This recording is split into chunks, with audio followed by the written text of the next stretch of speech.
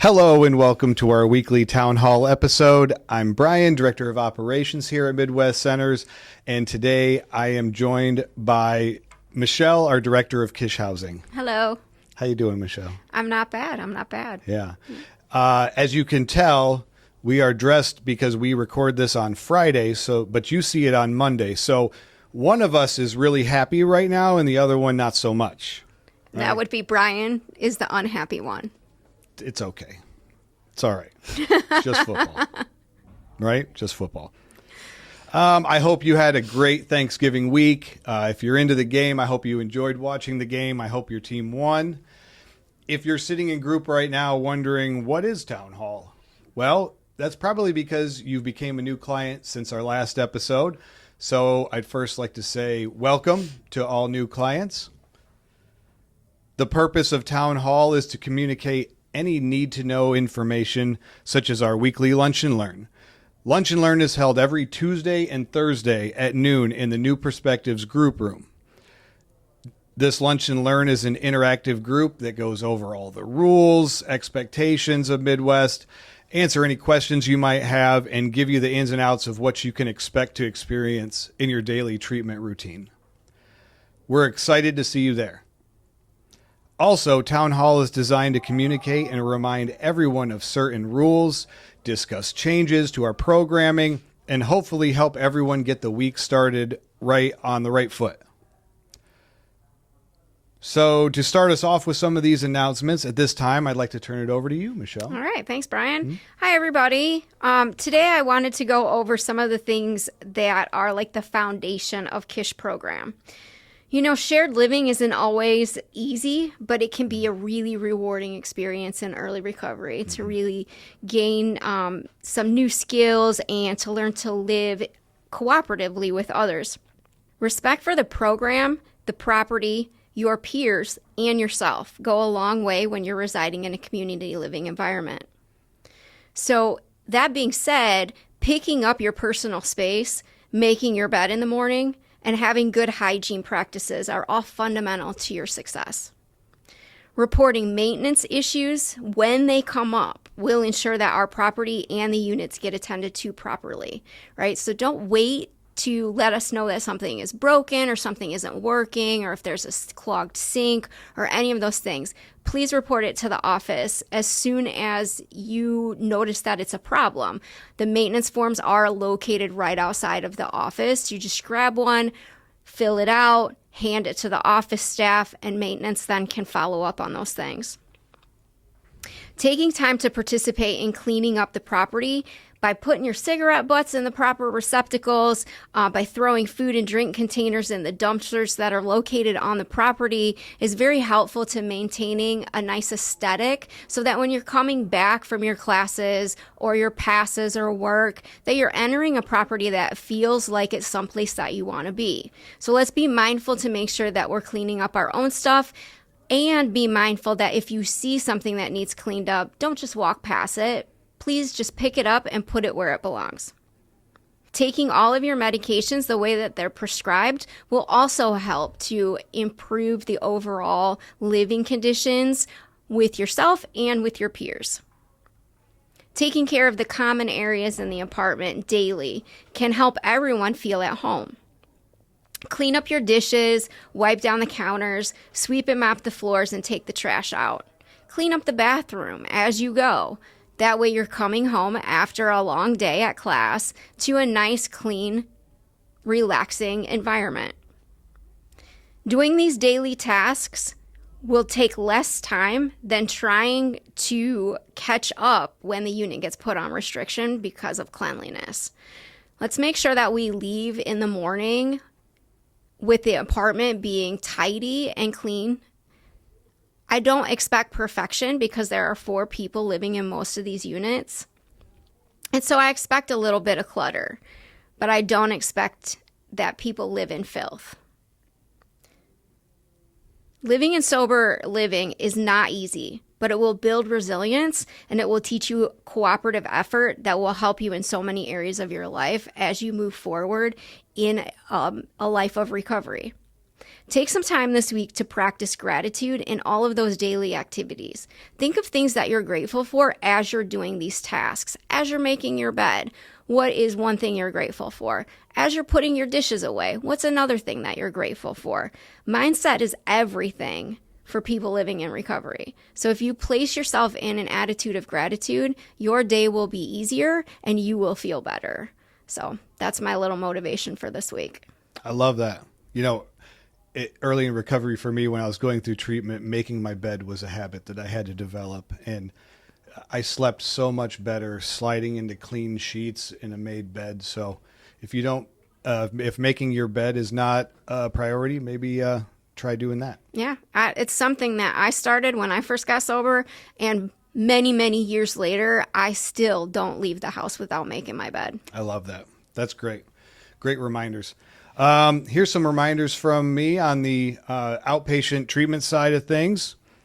This is a reminder that gambling, lending, borrowing, or exchanging money, and especially the selling of personal items, particularly food stamps, is strictly prohibited. This rule is implemented to try and prevent conflicts that can and will arise out of these situations. If you have needs that aren't being fulfilled, rather than sell food stamps or do anything illegal or against the rules, talk to us. Talk to your case manager. Talk to housing staff. We will help you overcome those barriers. Next, I want to talk about attendance and tardiness. This has been an ongoing issue. Attending group and individual sessions with your therapist, your case manager, medical, is the first thing that's expected when you come for treatment services here. It is impossible for you to receive treatment that you came here to receive if you are not in the place where it is being delivered, right? You can't get the message if you're not in the room. Arriving on time and participating isn't just to help you stay in recovery. It's the process of developing healthy habits that will serve you out in the real world.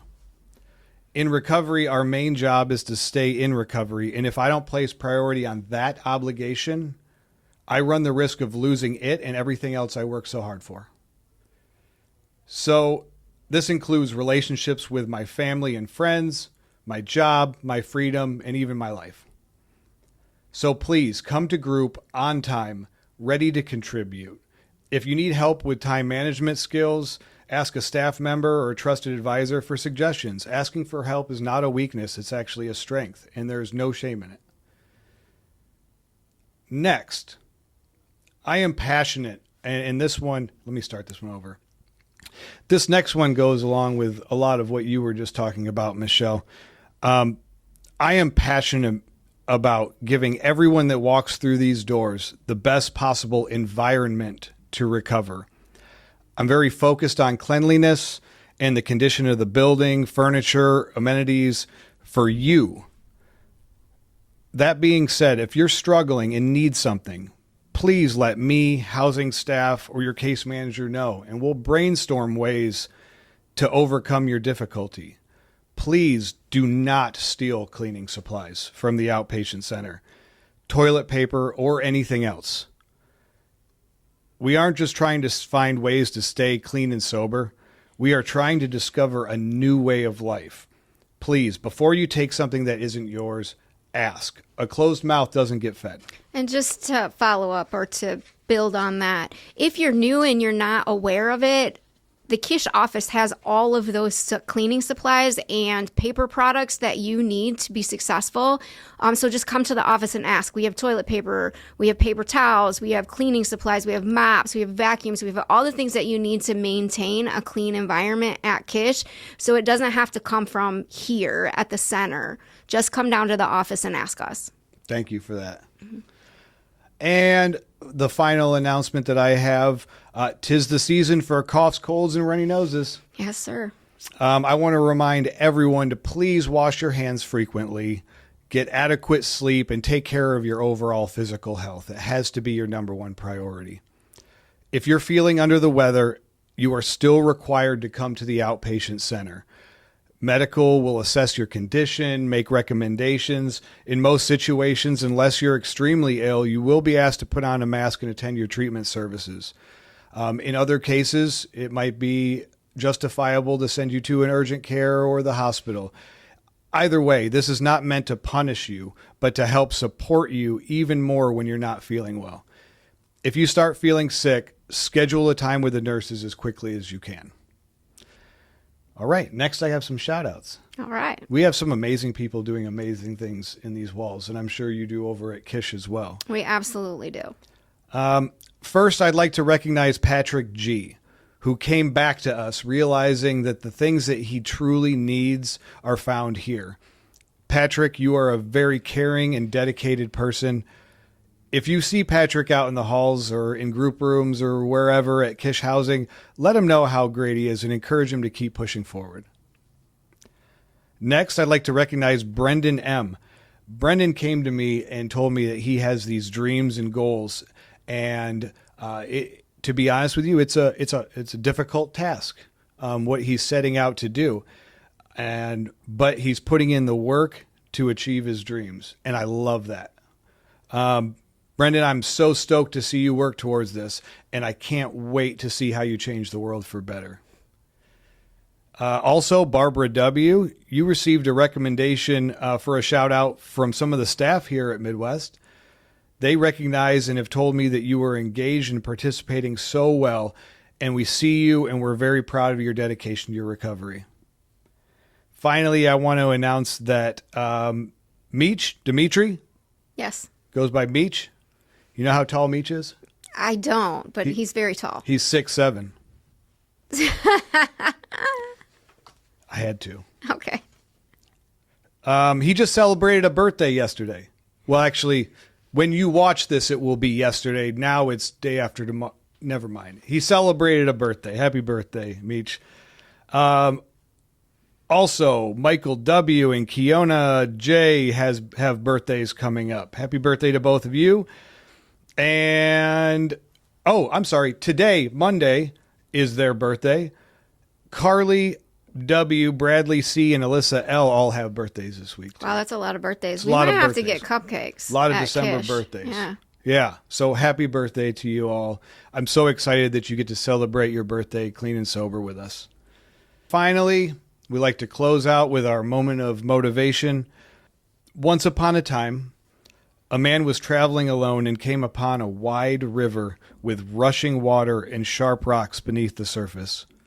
He needed to cross to continue his journey, but the old bridge he found was broken and missing several pieces.